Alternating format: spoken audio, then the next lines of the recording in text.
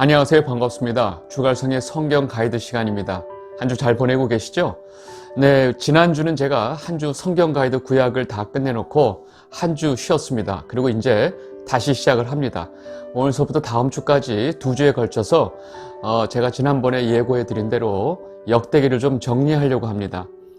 역대기 그 역사서는 앞에 그 사무엘서 또 열왕기서와는 굉장히 다른 책입니다. 우리는 이 역대기를 좀 이해하기 위해서 그 배경을 좀 알아야 하는데요. 유대인들이 70년간의 이 바벨론 포로 생활을 마치고 하나님의 은혜로 다시 예루살렘에 돌아왔을 때 이들은 다시금 나라를 세워야 하는 그런 역사적 사명을 가지고 있었습니다. 여러분, 우리 예전에 그 외웠던 국민교육 한 장 다 기억나시죠? 우리는 민족 중흥의 역사적 사명을 띠고 이 땅에 태어났다. 여러분, 이들이 바로 이 순간이었어요. 민족 중흥의 역사적 사명을 띠고 지금 이 예루살렘 땅에 돌아온 것입니다. 그런 이들에게 가장 중요한 것은 바로 이 무너진 성전을 다시 세우는 일이었습니다.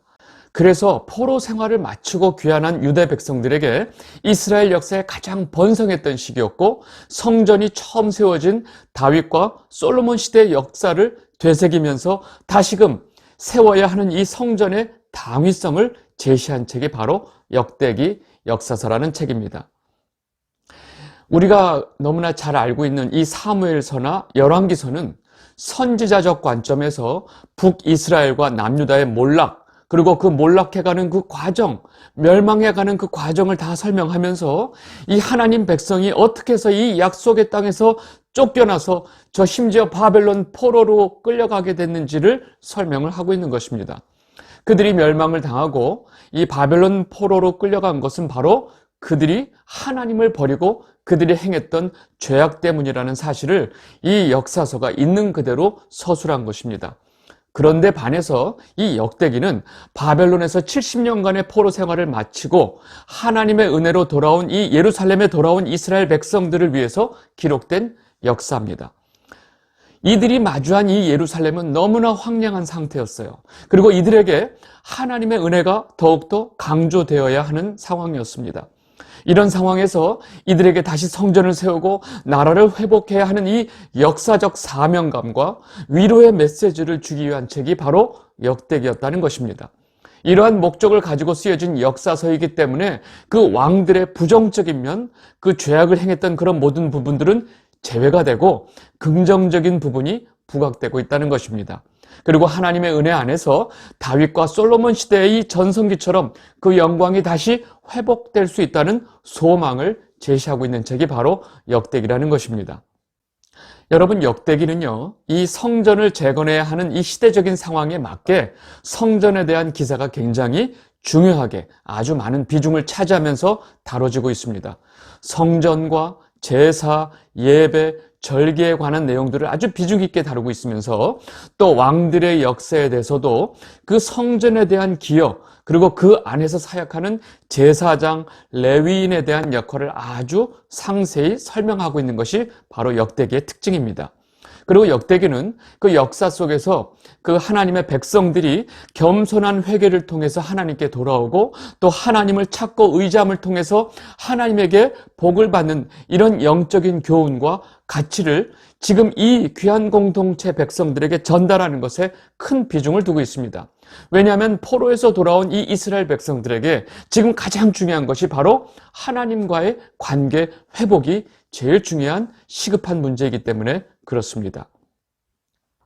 여러분, 역대상과 역대하의 내용을 간략하게 구분하자면 역대상의 내용은 제1성전, 그 솔로몬 성전이죠. 솔로몬 성전이 지어지기 이전의 역사, 즉 아담서부터 다윗에 이르기까지 하나님 백성의 역사를 다루면서 이 성전 건축 이전까지의 역사를 설명을 하고 있습니다.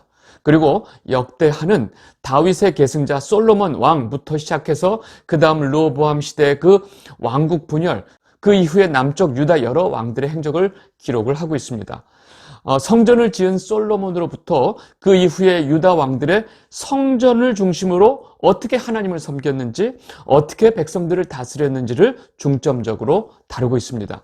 그리고 이 열왕기서에서는 북이스라엘 왕들과 남유다의 왕을 교차적으로 계속 설명을 해주고 있는데 이 역대기에서는 유다 왕들을 중심으로 설명을 하고 있다는 것입니다.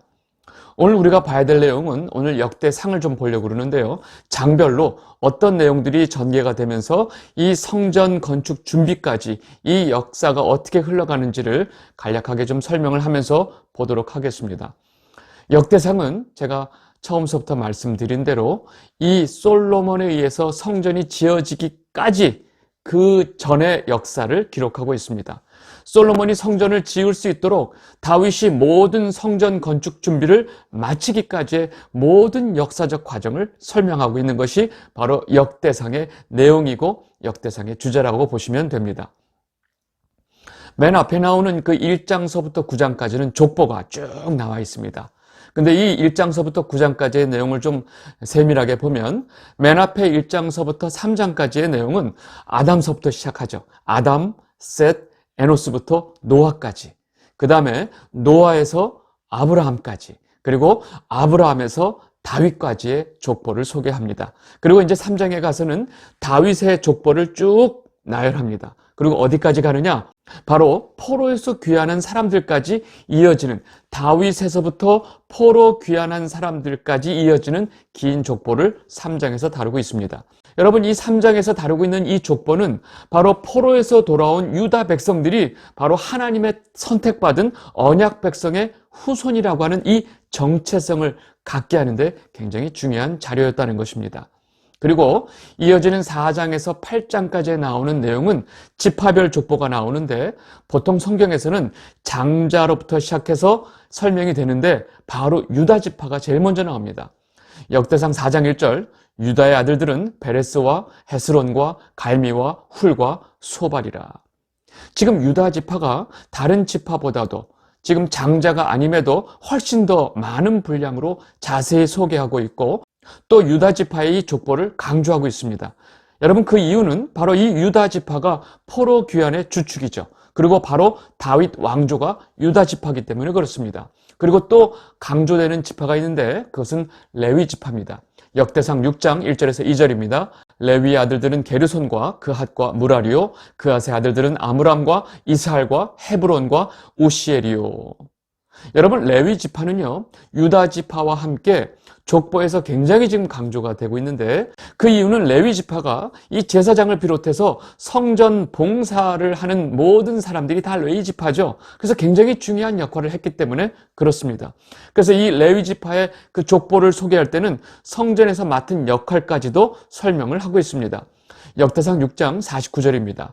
아론과 그의 자손들은 번제단과 향단 위에 분향하며 제사를 드리며 지성소의 모든 일을 하여 하나님의 종 모세의 모든 명령대로 이스라엘을 위하여 속죄하니. 이와 같이 이 레위 지파를 소개할 때는 그 성전에서의 역할까지 같이 설명을 하고 있다는 것입니다.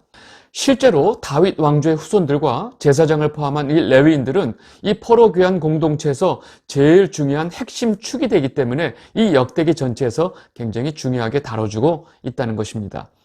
이렇게 쭉 계보가 나오고 이제 족보가 나온 다음에 마지막 9장에 가서는요, 사실은 이 바벨론 포로에서 귀환해서 예루살렘에 돌아온 그 정착한 자들의 명단과 숫자를 정확하게 기록하고 있습니다. 이 목록의 중심은 제사장, 레위인, 성전 문지기, 그 외 사역자까지 성전 봉사자들의 명단을 자세히 기록하고 있습니다.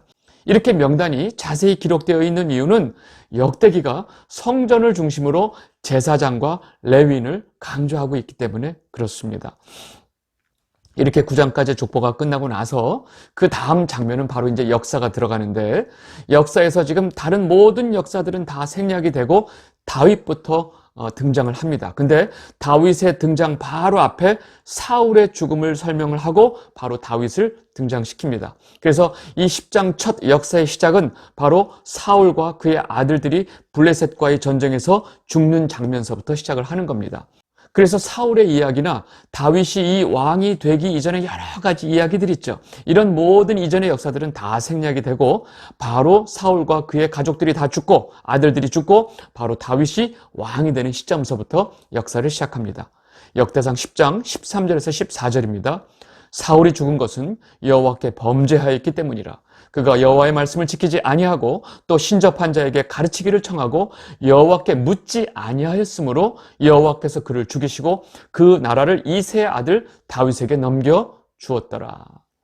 이렇게 사울의 죽음과 다윗의 등장을 바로 10장에서 소개한 다음에 바로 이 역대기는 다윗이 바로 하나님의 가장 충실한 대리자였다는 것을 강조해서 설명을 하고 있습니다.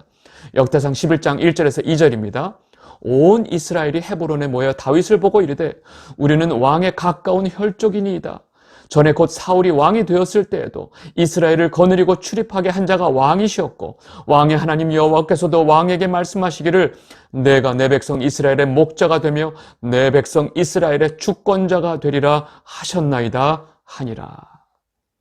여러분, 이러한 말씀을 통해서 다윗이 어떻게 왕이 되었는지, 또 다윗이 어떻게 하나님이 인정해주는 이 왕의 위치를 가게 되었는지를 정확하게 설명하고 있다는 것입니다.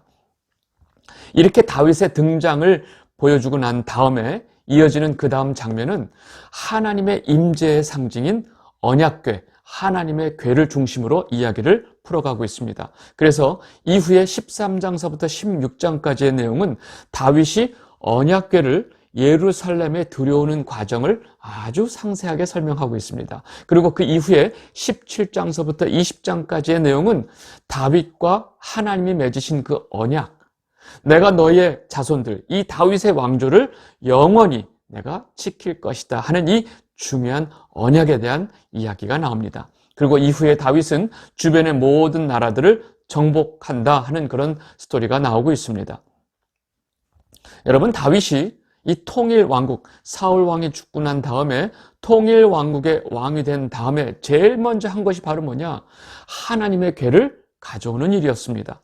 역대상 13장 2절에서 3절입니다. 다윗이 이스라엘의 온 회중에게 이르되 만일 너희가 좋게 여기고 또 우리의 하나님 여호와께로 말미암았으면 우리가 이스라엘 온 땅에 남아있는 우리 형제와 또 초원이 딸린 성읍에 사는 제사장과 레위 사람에게 전령을 보내 그들을 우리에게로 모이게 하고 우리가 우리 하나님의 궤를 우리에게로 옮겨오자. 사울 때에는 우리가 궤 앞에서 묻지 아니하였느니라 하매. 여러분, 방금 전에 그 사울에 대한 말씀을 들을 때 그는 여호와께 묻지 아니하였으므로 하는 표현이 나오죠. 사울은 모든 일을 임의로 했어요. 하나님께 묻지 않았어요. 자기가 실제로 왕이라고 착각했던 거예요. 그런데 다윗은 그렇지 않았습니다. 우리가 여호와의 궤를 옮겨오고 모든 일을 하나님께 우리가 물어야 한다라는 것을 지금 말하고 있습니다. 그래서 다윗이 지금 하나님의 궤를 제일 먼저 옮겨오는 일을 시작한 것입니다. 하나님께서 정말로 그냥 한낱 목동에 불과한 자신을 이스라엘의 왕, 주권자로 삼으셨지만 실제 자기 자신은 하나님의 대리자 역할인 것을 다윗은 분명히 알고 있었던 것입니다. 그래서 이 모든 일에 대해서 진짜 왕이신 하나님께 모든 일을 묻고 가기 위한 것이 바로 다윗의 생각이었습니다. 왜냐하면 이스라엘의 진짜 왕은 바로 하나님이시기 때문에 그렇습니다. 이 영상을 보고 계신 주갈성 성도 여러분, 여러분 모두가 여러분의 삶의 진짜 주인이 누구인지, 여러분의 삶의 진짜 왕이 누구인지를 분명히 알게 되시기를 바랍니다. 그리고 내 삶의 주인은 내가 아니고 하나님이심을 고백하게 되길 바랍니다. 그리고 모든 일에 있어서 하나님의 뜻을 따르는 여러분이 되시기를 진심으로 바랍니다. 마침내 언약궤가 예루살렘에 옵니다. 근데 다윗은 자신은 궁에 있고 하나님의 궤는 장막에 거한다고 하는 사실이 굉장히 불편했던 거예요. 그래서 다윗은 마음으로 하나님이 거하시는 성전을 지어야 되겠다라는 마음을 먹고 이 마음에 대해서 하나님께 여쭈게 됩니다. 놀랍게도 하나님께서는 다윗에게 그 일을 허락하지 않습니다. 역대상 17장 3절에서 4절입니다. 그 밤에 하나님의 말씀이 나단에게 임하여 이르시되 가서 내 종 다윗에게 말하기를 여호와의 말씀이 너는 내가 거할 집을 건축하지 말라. 하나님은 정확하게 너는 내가 거할 집, 즉 성전을 건축하지 말라라고 분명하게 말씀하셨습니다. 뒷부분에 보면 다윗은 이 이야기를 뭐라고 얘기하냐면 내가 전쟁에서 피를 많이 흘렸기 때문에 내가 성전 짓는 것을 허락지 아니하시고 라고 설명을 합니다. 그런데 사실은 그런 것보다는 다윗의 시대적 사명의 한계라고 이해하는 것이 훨씬 좋습니다. 여러분, 모세가 그 40년 동안 이스라엘 백성들을 그 광야에서 그 고생을 하고 이스라엘 백성들이 이 가나안 땅에 들어가기 바로 직전까지 모세가 인도하죠. 모세도 너무나 이 요단강을 건너서 가나안 땅에 들어가고 싶어 했어요. 그런데 하나님께서 너는 여기까지 하고 요단강을 못 건너게 하시죠. 그때 모세가 힘이 약했거나 뭐 죽을 때가 됐거나 아니에요. 힘도 쇠하지 아니하고 눈도 흐리지 아니했다고 그랬어요. 그런데 하나님은 아니야, 너는 여기까지라고 정확하게 요단강까지라고 선을 그어 말씀하시고 모세는 요단강을 건너서 가나안 땅으로 들어가지 못합니다. 여러분, 이것이 바로 하나님께서 한 인간을 아무리 신뢰하고 사랑한다 할지라도 그 인간이 가지고 있는 시대적 사명에 한계가 있다는 것입니다. 여러분, 각자가 내가 살아있는 동안 내 시대적 사명의 한계는 무엇인가를 분명히 깨닫게 되시길 바라고 절대로 하나님이 정해진 한계를 넘어서지 않게 되시길 바랍니다. 그리고 하나님께서는 다윗의 시 중에 하나를 세우고 이 아들이 하나님의 집을 건축할 것이다 라고 말씀을 해주십니다. 그러나 하나님께서는 이러한 다윗의 이 충성된 마음을 다 아시고 내가 내게 네 다윗 왕조에게 영원한 왕권을 줄 것이다 라는 약속을 해주십니다. 역대상 17장 11절에서 14절입니다.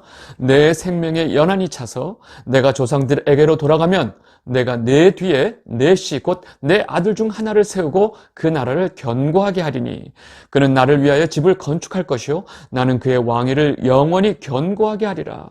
나는 그의 아버지가 되고 그는 나의 아들이 되리니 나의 인자를 그에게서 빼앗지 아니하기를 내가 내 전에 있던 자에게 빼앗음과 같이 하지 아니할 것이며 내가 영원히 그를 내 집과 내 나라에 세우리니 그의 왕위가 영원히 견고하리라 하셨다 하라.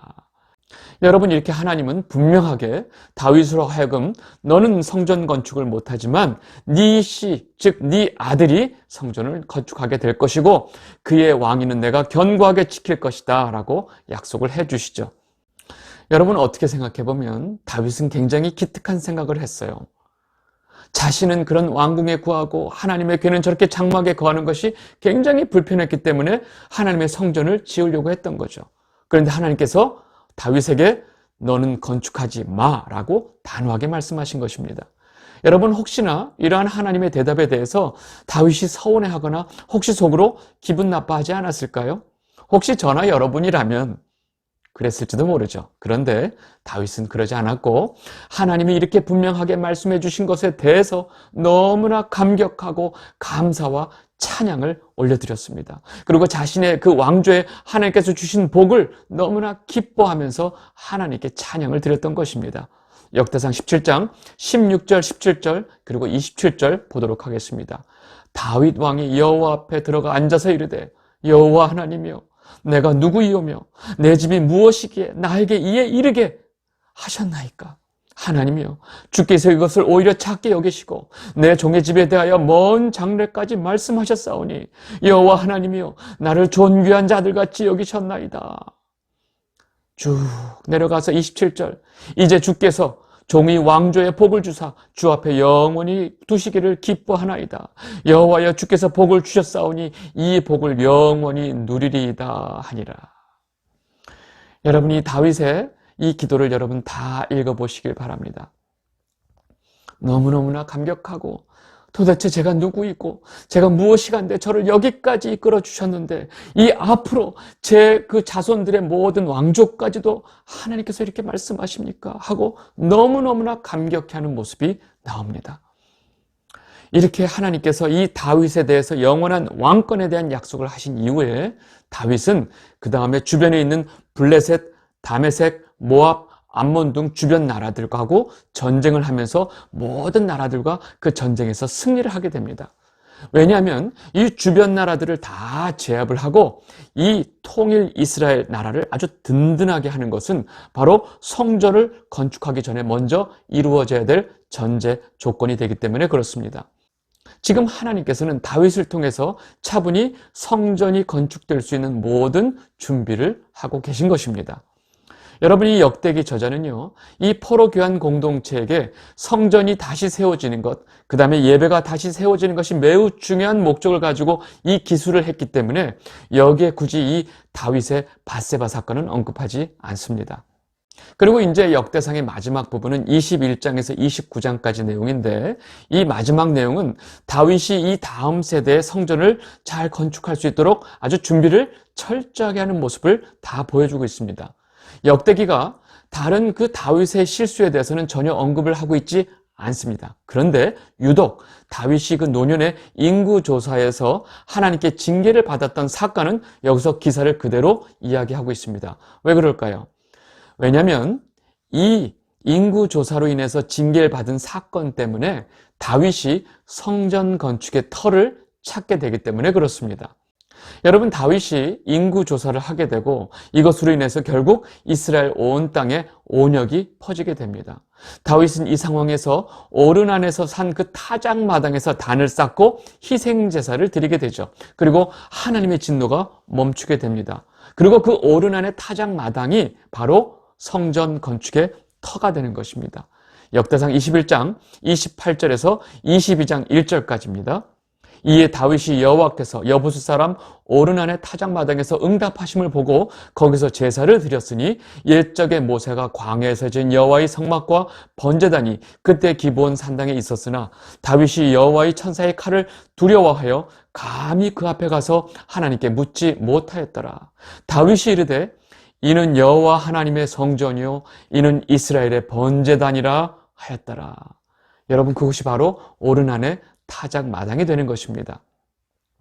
그리고 22장에서 27장까지의 내용은 다윗이 성전 건축 준비를 위해서 모든 자재를 어떻게 준비하는 내용과 그 다음에 이 앞으로 성전을 섬기게 될 모든 조직을 아주 상세하게 이루어 나가는 내용을 상세히 기술하고 있습니다.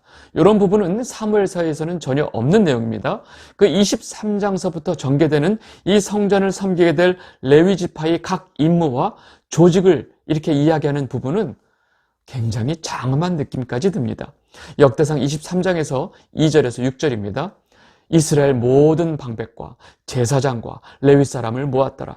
레위 사람은 30세 이상으로 계수하니 모든 남자의 수가 3만 8천 명인데 그 중에 2만 4천 명은 여호와의 성전 일을 보살피는 자요 6천 명은 관원과 재판관이요 4천 명은 문지기요 4천 명은 그가 여호와께 찬송을 드리기 위하여 만든 악기로 찬송하는 자들이라.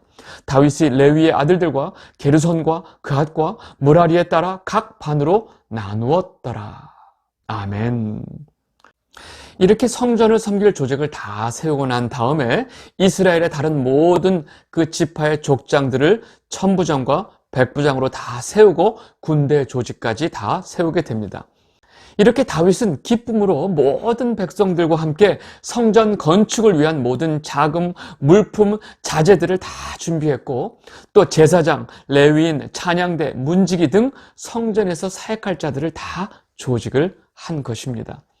여러분, 그 내용을 자세히 보면 너무너무나 세밀하게 다 정리가 되어 있습니다. 그리고 이제 마지막 28장에서 29장은 마지막 장면인데 다윗이 성전 건축을 위해서 할 수 있는 모든 것을 다 준비해 놓고 난 다음에 자신의 아들 솔로몬과 그 다음에 이스라엘의 모든 지도자들을 다 모아놓고 너희들은 이렇게 하나님의 뜻에 따라서 성전을 건축해야 된다. 내 아들을 잘 따라서 이 성전 건축을 해야 된다라는 유언을 남기는 장면입니다. 역대상 28장 9절에서 10절입니다. 내 아들 솔로몬아, 너는 내 아버지의 하나님을 알고 온전한 마음과 기쁜 뜻으로 섬길지어다. 여호와께서는 모든 마음을 감찰하사 모든 의도를 아시나니 내가 만일 그를 찾으면 만날 것이요 만일 내가 그를 버리면 그가 너를 영원히 버리시리라. 그런즉 이제 너는 삼갈지어다. 여호와께서 너를 택하여 성전의 건물을 건축하게 하셨으니 힘써 행할지어다 하니라. 여러분, 이 다윗이 솔로몬 아들에게 이 성전 건축에 대한 유언을 남겨주는 이 모습은 굉장히 장엄하기까지 합니다. 여러분, 이후에 솔로몬에게 하나님으로부터 받은 모든 성전 건축 설계 그리고 그 안의 기구들을 어떻게 할 것인지를 아주 상세하게 다 알려줍니다. 그리고 다윗을 포함한 모든 백성들이 기쁜 마음으로 성전에 바치게 될 금과 은과 놋과 철을 봉헌하는 장면이 나옵니다. 역대상 29장 6절에서 9절입니다. 이에 모든 가문의 지도자들과 이스라엘의 모든 지파의 지도자들과 천부장과 백부장과 왕의 사무관이 다 즐거이 들이대 하나님의 성전 공사를 위하여 금 5천 달란트와 금 10,000다릭, 은 10,000달란트와 놋 18,000달란트와 철 10만 달란트를 드리고 보석을 가진 모든 사람은 게르손 사람 여히엘의 손에 맡겨 여호와의 성전 곳간에 드렸더라. 백성들은 자원하여 드렸으므로 기뻐하였으니 곧 그들이 성심으로 여호와께 자원하여 드렸으므로 다윗 왕도 심히 기뻐하니라. 마지막으로 다윗은 이렇게 자신을 포함한 모든 이스라엘 백성들이 기쁨으로 하나님의 이 성전을 위해서 헌물하고 또 자신들이 이렇게 하나님의 성전을 세울 수 있다는 그 사실에 대해서 너무나 감격해하면서 하나님께 감사의 마음을 표현하고 찬송합니다. 역대상 29장 13절에서 14절입니다. 우리 하나님이여, 이제 우리가 주께 감사하오며 주의 영화로운 이름을 찬양하나이다. 나와 내 백성이 무엇이기에 이처럼 즐거운 마음으로 들을 힘이 있었나이까. 모든 것이 주께로 말미암아 싸우니 우리가 주의 손에서 받은 것으로 주께 드렸을 뿐이니이다. 아멘. 여러분, 다윗의 이 기도가 얼마나 감격적인지 모르겠어요.